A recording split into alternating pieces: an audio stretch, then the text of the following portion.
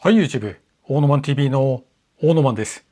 本日のお話は、久しぶりに私のチャンネルの視聴者に声をかけられた話になります。もし本日の動画が面白いと思った方は、いいねとチャンネルの登録をお願いします。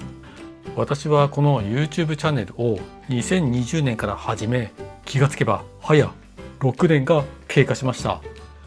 この間に私が外出時にチャンネルの視聴者の方から声をかけられたのが3回だけあります。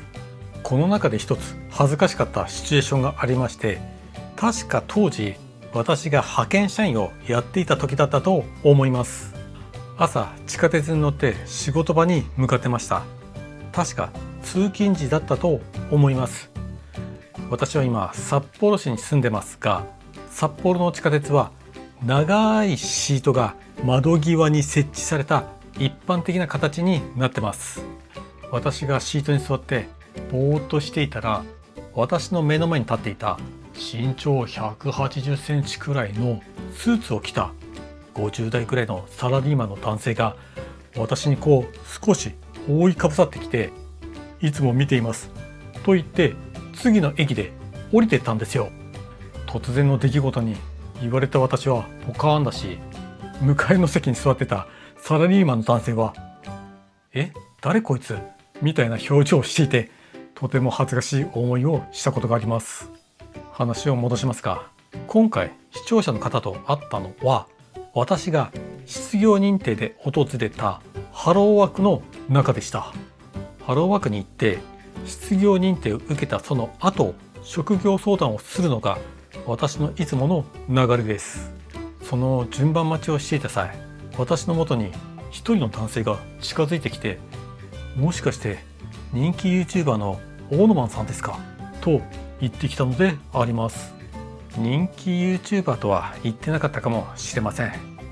私はそうですと答えると、その男性は驚いた表情をしていました。その男性は40代、いや30代、50代ではないと思います。年齢不詳の男性でした。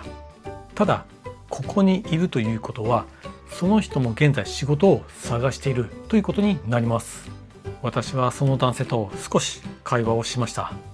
こんなところで会えるとはとか言ってたかな。終始驚いた感じがして、その男性の瞳が驚きと時には憧れの眼差しをしていたと私は感じました。私の職業相談の順番が来たので、その男性とはお別れしました。きっと彼の頭の中には、オーノマンは生成 AI ではなかった実在資産だと認識されたのではないでしょうか。ちなみにその男性は私の尿漏れも気遣ってくれました。ありがとうございます。仕事探し共に頑張りましょう。そして私としても動画を見てくれる人がいたという嬉しさを久しぶりに実感した瞬間でした。次は女性の視聴者に声をかけられたいな。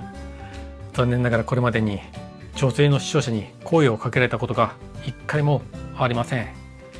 ちなみに私のチャンネルのチャンネル登録者の男女比率は9対1です。だから街中で女性の視聴者に遭遇できる確率は絶望的だと思います。だからこそ女性視聴者の皆さん、もしオーノマンを見かけた際は怖がらずに声をかけてごらん。いつか女性視聴者に声をかけられることを願いつつ、本日の動画を終えたいと思います。もしこんな中年男性に興味のある方はぜひチャンネルの登録をお願いします。それでは皆さん、バイバイ。